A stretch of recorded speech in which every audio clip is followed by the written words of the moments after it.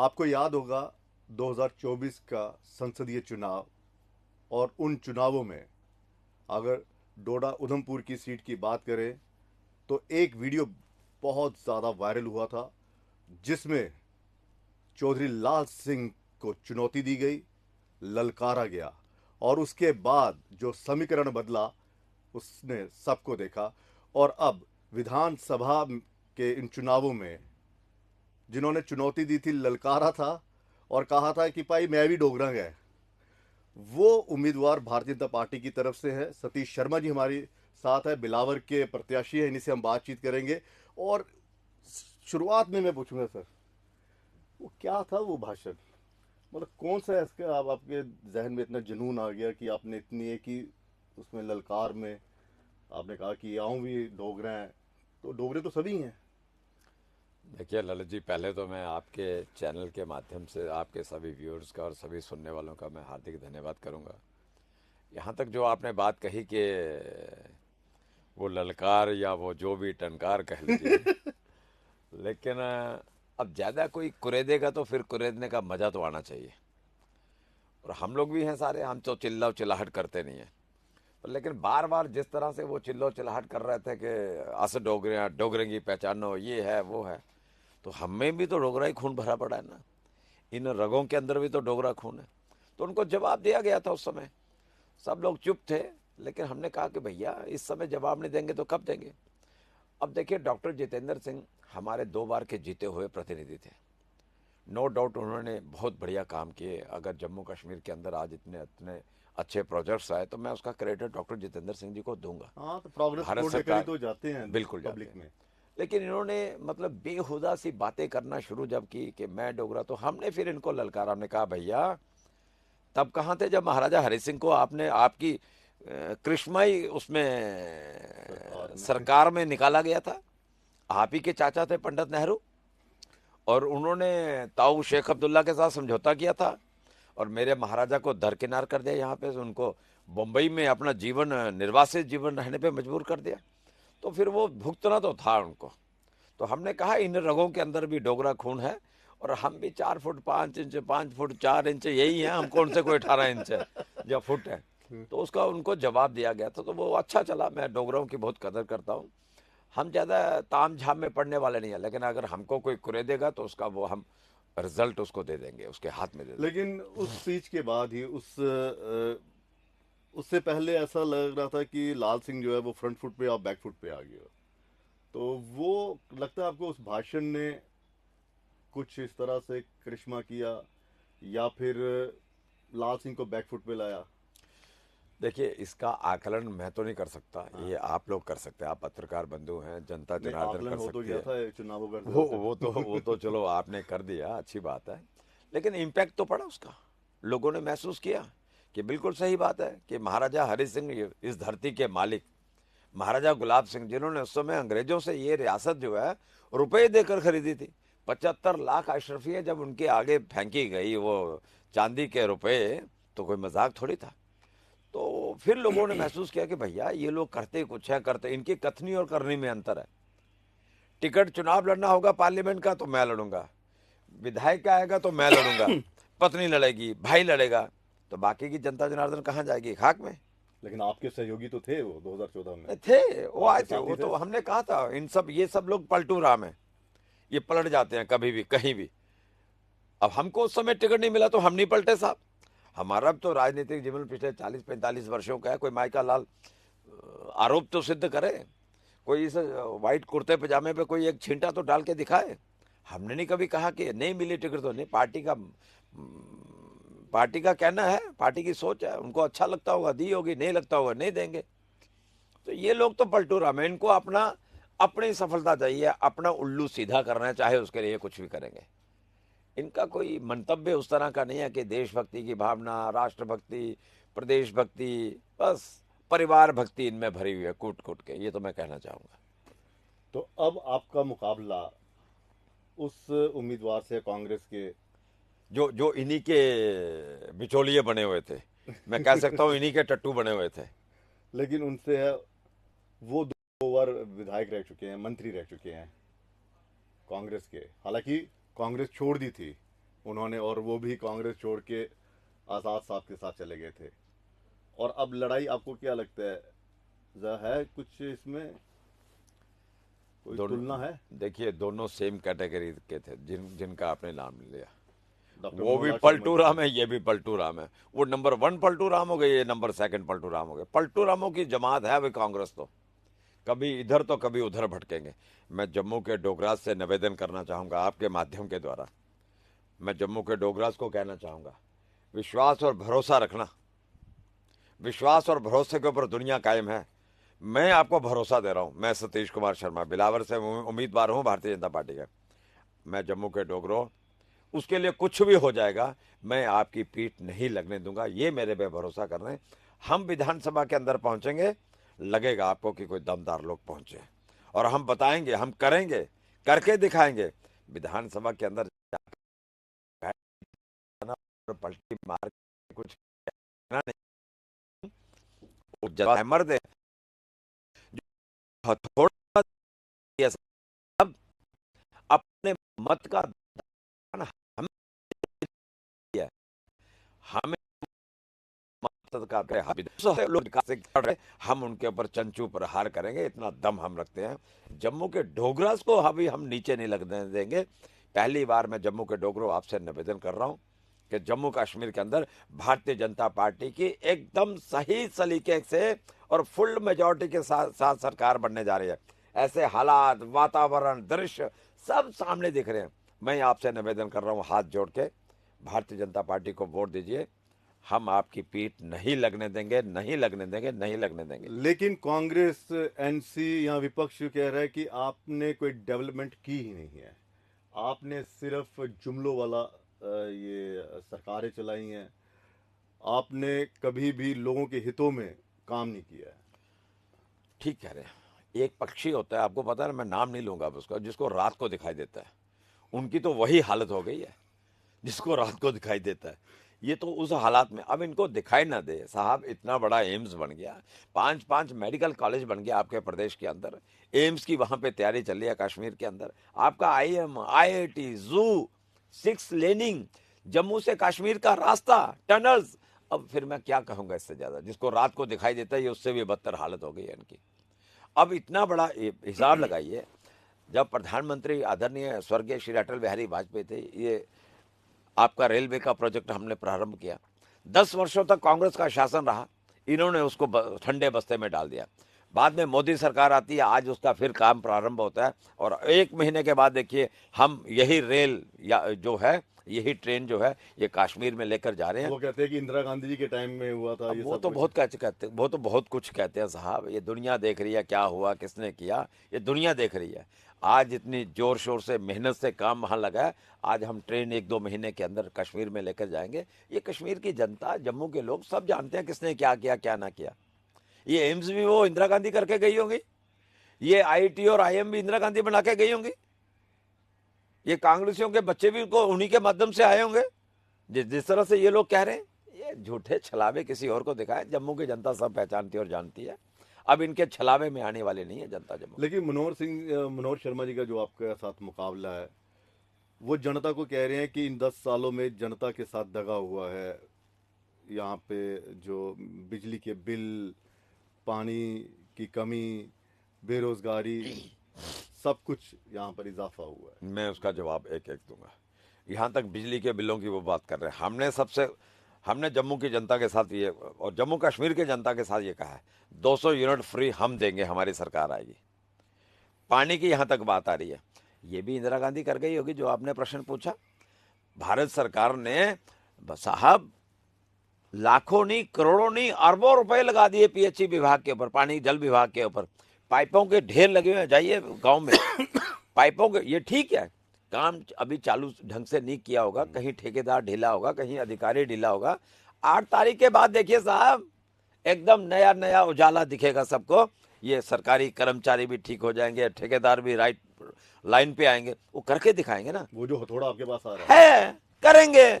अब जो पे लेगा साहब, जो तनख्वाह लेगा सरकार की, वो काम काहे को नहीं करेगा। और मुझे जनता को विश्वास दिलाना है, मुझे जनता को पानी पिलाना है, मुझे उसको बिजली देनी है, मुझे उसको रास्ते देने हैं, ये मेरा कर्तव्य बनता है। अगर मुझे वो प्रतिनिधि चुनकर भेजे, मैं इनके मुंह मैं चढ़ने वाला, मुझे काम लेना, मुझे खड़े होकर करवाना है, तो मैं खड़े होकर, मुझे 2 दिन 4 दिन वहां पे अगर विश्राम भी करना पड़ेगा मैं करूंगा। मैं वहां पे खड़े अधिकारियों की लाइन में ये सतीश को पाला, वो उठे का काम जो करते हैं ना। अब बच्चों के लिए वो कह रहे हैं बेरोजगारी, आपने कहा कि रोजगारी दे दी।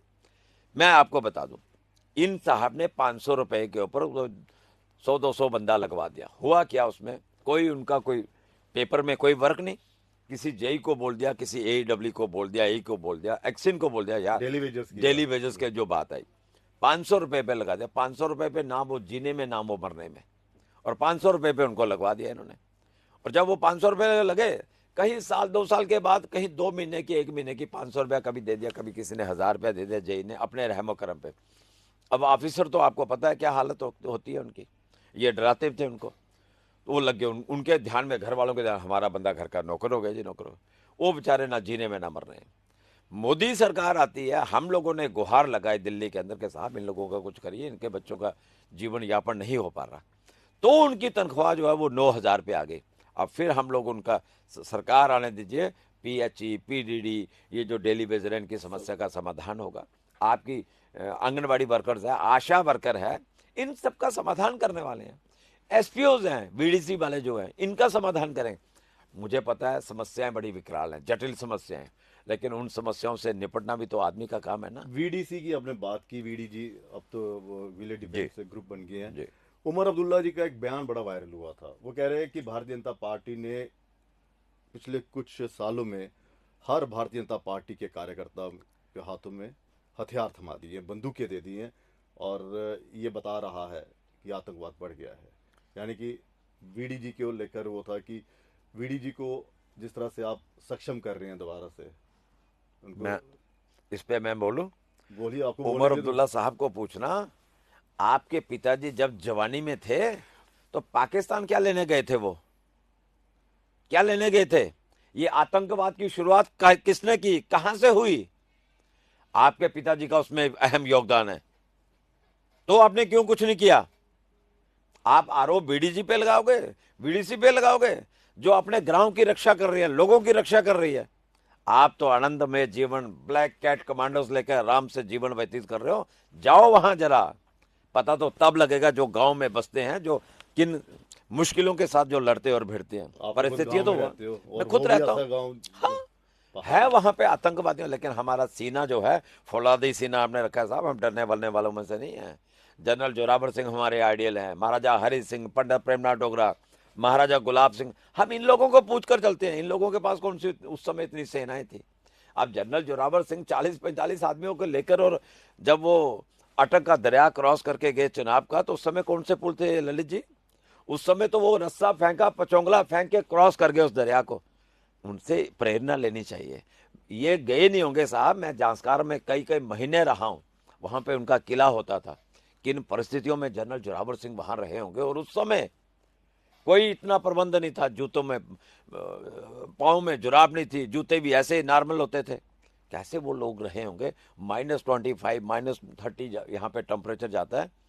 हम तो उनको अपना आदर्श मानते हैं, ये कहाँ आदर्श है? ये तो सोने का चम्मच लेकर पैदा होने वाले बच्चे हैं। ये तो एसी में बैठने वाले, वहां पे फाइलों पे साइन करने वाले। मजा तब है कि बैठिए धूप में और उस पसीने में अपने आप को नहाइए, तो मजा तब आएगा।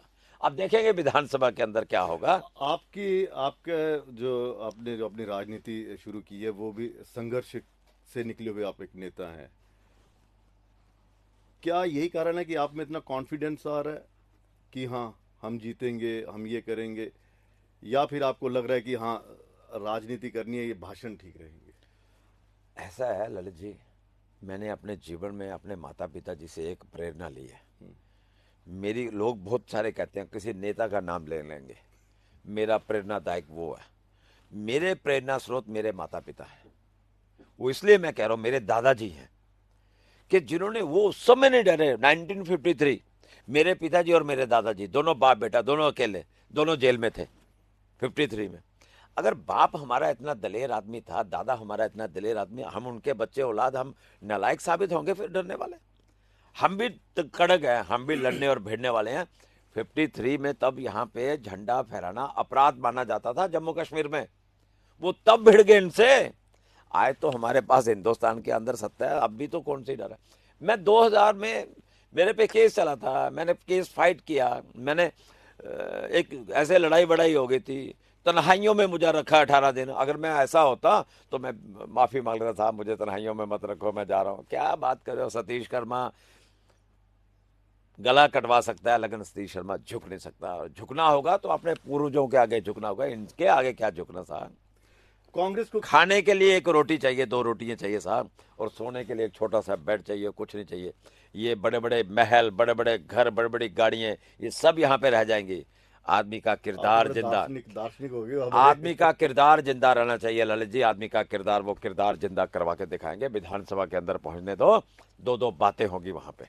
आपका मुकाबला कांग्रेस और एनसी से? किसी से नहीं, मेरा मुकाबला किसी से नहीं। मैं मानता हूं, मैं प्रभु की आराधना करता हूं और जनता मुझे आशीर्वाद दे रही है। आप जाके मेरे कार्यक्रमों को देख लीजिए, आपको पता चल जाएगा। दूध का दूध और पानी का पानी, आपको सब एहसास होगा। इन चुनावों में एक और चीज है, एक वीडियो वायरल हुआ था, अब फिर से नाम लूंगा तो वो गुस्सा हो जाते हैं, गाली निकालना शुरू कर देते हैं। पल्लेदारों को लेकर क्या इन लोगों का कोई मान सम्मान नहीं है क्या? आपका एक कैंडिडेट पल्लेदारी करते थे मुंबई की तरफ, महाराष्ट्र जो भी वहां पर करते थे, लेकिन फिर लाल सिंह कहते एक के कैंडिडेट देता एक पल्लेदार दे उड़िया। तो आपको क्या लगता है कि क्या इन लोगों का मान सम्मान है? क्या भारतीय जनता पार्टी इनके लिए कुछ करेगी? क्योंकि काफी तादाद है बसोली में और बिलावर में इन लोगों की जो बाहर काम करते हैं। देखिए, इनके इज्जत के पुनर्वास साथ, के लिए क्या करेगी? देखिए मैं पहले पुनर्वास की हाँ। बात कर रहा हूं। पहले कोई भी आदमी अपने स्वाभिमान के लिए अपने पेट को पालता है, अपने बच्चों को पालता है। चोरी चकारी तो नहीं कर रहा। पल्लेदारी कौन सा गुनाह हो गया साहब?